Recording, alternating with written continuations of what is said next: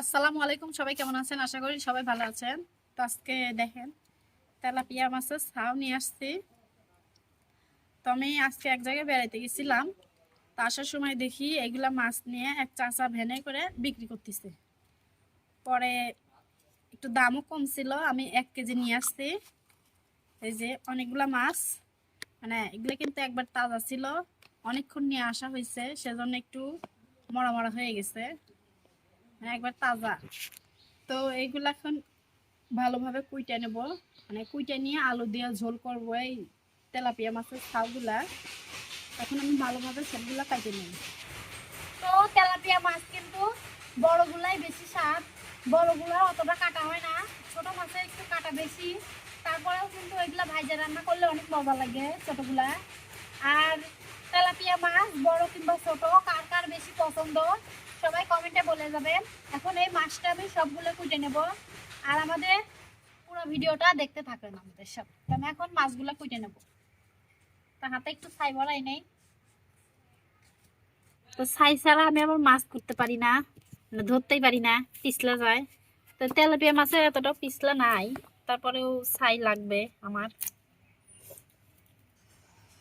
তা আপনারাও কে কে ছাই দিয়ে মাছ কুটেন এটাও কমেন্টে জানাই দিবেন, আমার মতন কে কে ছাই দিয়ে মাছ কুটেন। অনেক মানুষে আছে আবার ছাই লাগে না, ছাই ছাড়াই কুটতে পারে। তো আমি কিন্তু ছাই ছাড়া কোনো মাছই কাটতে পারি না। তো মাছগুলো কিন্তু একবারে তাজা তাজা ছিল, তাজা কিনে নিয়ে আসছিলাম।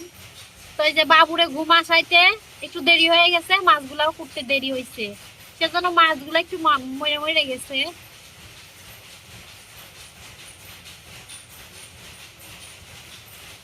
তো আমি একটা এভাবে কাটে নিচ্ছি, এই যে দেখেন এভাবে কাটে নিচ্ছি। আমি এখন সবগুলো এইভাবেই কাটে নেব।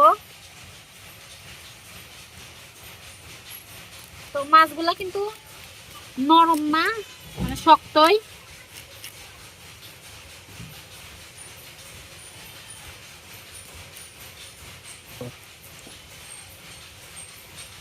শুধু মরে গেছে, অনেকক্ষণ আনা হয়েছে।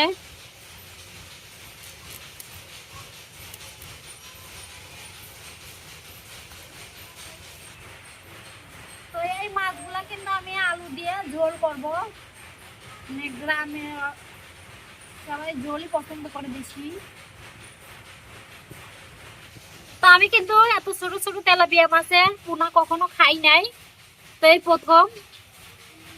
তো দেখবো কিরকম হয়, কিরকম স্বাদ। আর আপনারা কেউ এত ছোট তেলাপিয়ার পোনা খাইছেন নাকি সবাই জানাই দিবেন।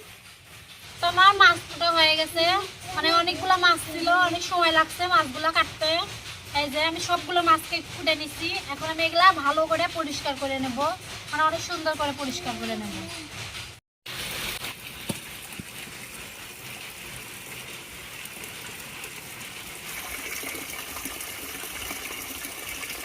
তো অনেকক্ষণ কিন্তু পানি দিয়ে ধুইছি আমি, এখন এটার মধ্যে আমি লবণ দিয়ে দেবো।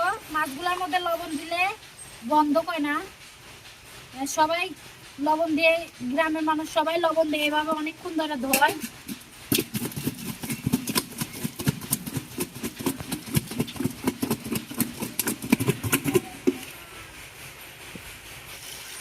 তা লবণ দিয়ে মাছগুলো ধুইলে কিন্তু মাছগুলো অনেক পরিষ্কার হয়, পরিষ্কার দেখা যায়। দেখেন আমি একবার ই করছি, তাতে কত সুন্দর পরিষ্কার হয়ে গেছে।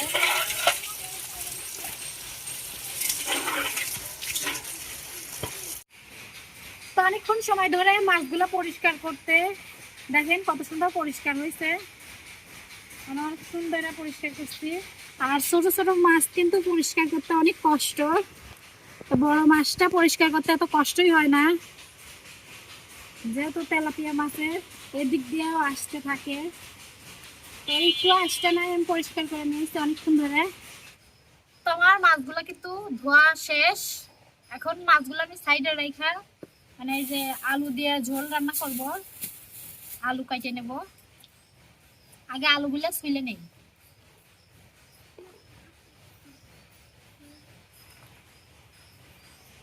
তো এইগুলা কিন্তু সব ভাবেই রান্না করা যায়, মানে ভুনা আলু দিয়ে।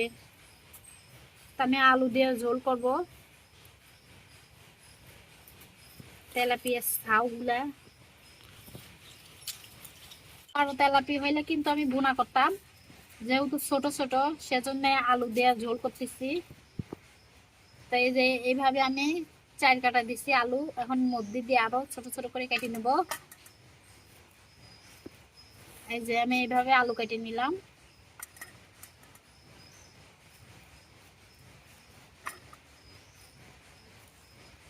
তো একটা আলু এভাবে কেটে নিছি, আর এই 3টাও এভাবে কেটে নেব। আরো একটা আলু কেটে নিছি, আর 2টা আছে। তো আপনারা যখন এই মাছটা রান্না করবেন, যে কোনো মাছ, মানে ঝালটা যদি বেশি দেওয়া যায় তাহলে কিন্তু অনেক মজা লাগে। আর মাংস কিংবা মাছ এগুলা ঝাল না দিলে খাওয়াই যায় না। আমরা ঝাল অতিরিক্ত খাই, আমাদের কাছে ঝালও ভালো লাগে। মানে ঝাল না দিলে মনে হয় যে পানি পানি তরকারিটা। তো আমার আলুগুলা কিন্তু কাটা শেষ, 4টা আলু কেটে নিছি। আমি এখন পেঁয়াজগুলা ছিলে নেই।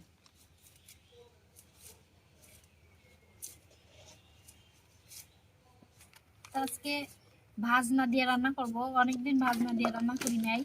তো আমরা কিন্তু তরকারি ভাজনা দেই। আপনারা এই ভাজনা নামে ভাজনার তরকারিতে দেন নাকি, আর যদিও দেয়া থাকেন তারপরে কি নামে ডাকেন এইটারে? আমরা কিন্তু ভাজনা বলি, আপনারা কি বলেন তা কমেন্টে জানাই দিবেন। তো আমরা মাছ, অনেকগুলা মাছ আছে ভাজনা দিয়ে রান্না করি, আবার কতক মাছ আছে ভাজনা দিয়ে রান্না করি না। আজকে ভাজনা দিয়ে রান্না করবো আমি মাছগুলা, যেহেতু ঝোল, মানে ঝোল হইলে কিন্তু আমরা ভাজনা দিবই, এটা মিস নাই।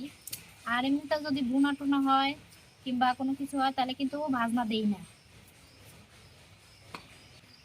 তো আমার পেঁয়াজ গুলা কাটা শেষ, এখন এই যে কাঁচামরিচ বুটা গুলা এরাই নেই। তো এই যে কাঁচামরিচ দিলে কিন্তু আমি বাইটি দেবো, মানে বাইটি দেওয়া তরকারি কিন্তু অনেক মজা। কাঁচামরিচ সবগুলা বুটা এরাই নেই, এটা কাটবো না, এটা বাইটা দেবো।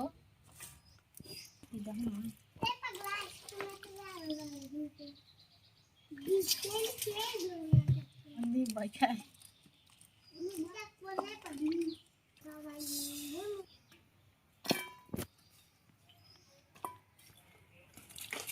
তো আমি আগে ভাজনার জন্য পেঁয়াজ গুলো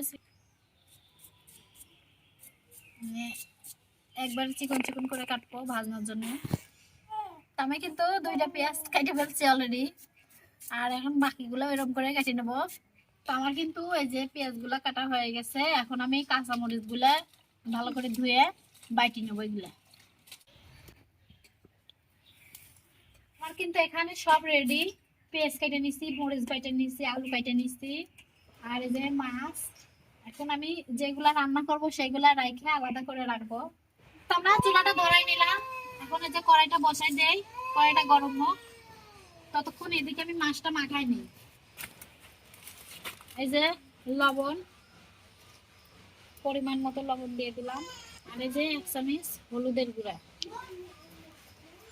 আর একটু ধনিয়ার গুঁড়া দিয়ে আমি মাছটা ভালো করে মাখাই নেই। সবটির সাথে ভালো করে হলুদের গুঁড়া লবণ মাখাই নেব। তো এদিকে কিন্তু আমার কড়াইটা গরম হয়ে গেছে, এখন আমি সোয়াবিনের তেল দিয়ে দেবো। একটু লবণ, লবণটা দিয়ে আমি একটু লাড়া দিয়ে নেই। লবণ দিলে হয় কি যেন মাছটা কড়াইয়ের সাথে না লাগে। তো আমার কড়াইটা কিন্তু গরম, এই যে মাছগুলো আমি দিয়ে দেবো।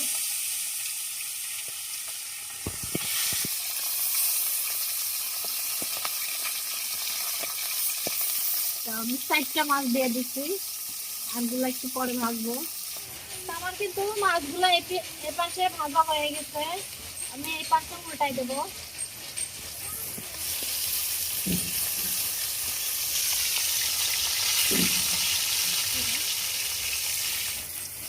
আমার কিন্তু এই পাশটা প্রায় ভাজা শেষ।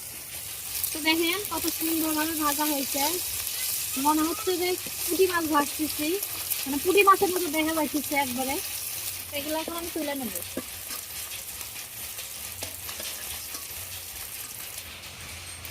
যে মাছ ভাজা তেলে আর একটু তেল দিয়ে দেবো।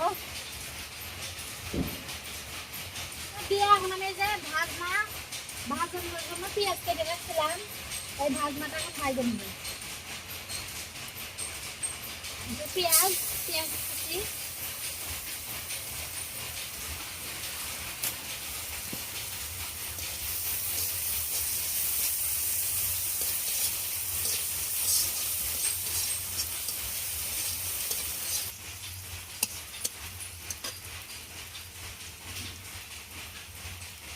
তোমার ভাজনা কিন্তু প্রায় ভাজা শেষ। এখন এটার মধ্যে আমি জিরা দিয়ে দেবো, জিরা আর 2টা সাদা ফল।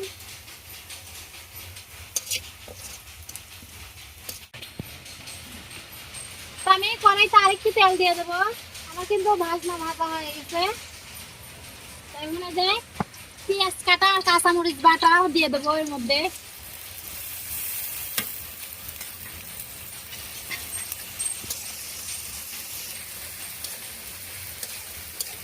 এখন একটু ওটা লাইরা সাইডে দিই। আমার কিন্তু কাঁচামরিচ বাটাগুলো একটু কষাই নিচ্ছি, আর এখন এই যে পানি দিয়ে দিতেছি। পানি দিয়ে গুঁড়া মশলাগুলো দিয়ে দেবো, এই যে লবণ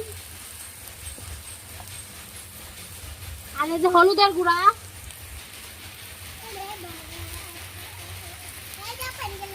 আর এই যে ধনিয়ার গুঁড়া 1 চামচ। তো এগুলা দিয়ে আমি ভালোভাবে লাইরে নেই। পানি দিয়ে আমি কিন্তু এই কাঁচামরিচ বাটাটা কষাই নেব, যেন কাঁচামরিচের কাঁচামরিচ একটা কিন্তু গন্ধ থাকে, এই গন্ধটা যেন না থাকে। একবারে পানি দিচ্ছি অনেক টুপি, ওই পানি দিয়ে কষাই নেব। তো আমার কিন্তু মশলাটা কষানো হয়ে গেছে, এই যে দেখেন তেল বাইরে দিচ্ছে, তেল বাইরে হয়ে গেছে। এখন আমি আলুগুলো দিয়ে দেবো, এই যে কাইটা রাখছিলাম আলুগুলো দিয়ে দিচ্ছি।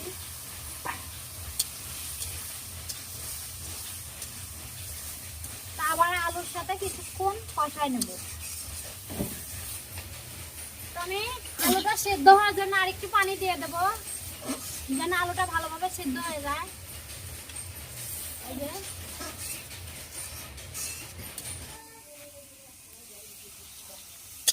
আমার কিন্তু আলুটা কষানো হয়ে গেছে, আলু সেদ্ধ হয়ে গেছে। এখন আমি দিয়ে দেবো ঝোল, ঝোল দিয়ে দেবো, বেশি দেবো না, অল্পই দিলাম। তো আমি ঝোলটা দিয়ে দিচ্ছি। এখন এই যে ভাজনা ভাইজা রাখছিলাম, এটা বাইটা নিয়ে আসবো। তো আমার কিন্তু ভাজনা বাটা হয়ে গেছে, এই যে আগে মাছগুলা দিয়ে দেই।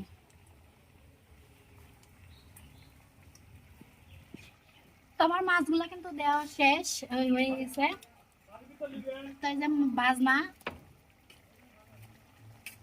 ভাজনাটা একটু গুলাই নেই, যে ভাজনা গুলানো শেষ, এখন দিয়ে দেবো।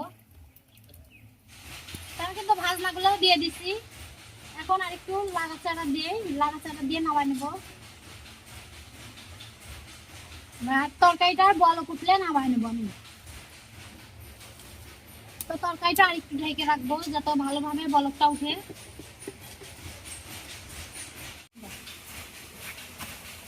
তোমার তরকারিটা কিন্তু হয়ে গেছে, দেখতেছেন কত সুন্দর দেখা যাচ্ছে তরকারিটা।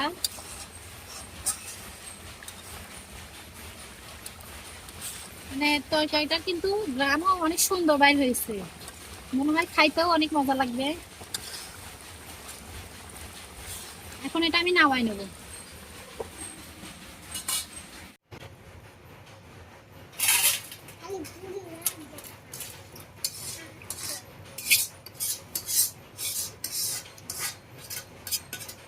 দেখেন আমাদের তরকারি ফাইনাল লুক, দেখেন কালারটা কত সুন্দর হয়েছে, গুঁড়া মরিচ দেই নাই, তারপরে কত সুন্দর লাল হয়েছে। দেখেন অনেক সুন্দর দেখা যাইতেছে, আর ঝোলটাও কিন্তু অনেক ঘন হয়েছে। তো এখন এটা আমি খেয়ে দেখবো কি রকম স্বাদ হয়েছে। একটা মাছ নিয়ে নেই আর একটু তরকারি নিয়ে নেই। আসো বড়টা দেবো, এই যেটা বড়। হ্যাঁ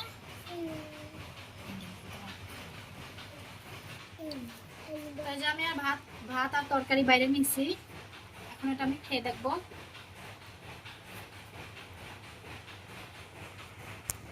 এই যে মাছ, বিসমিল্লাহির রহমানির রহিম।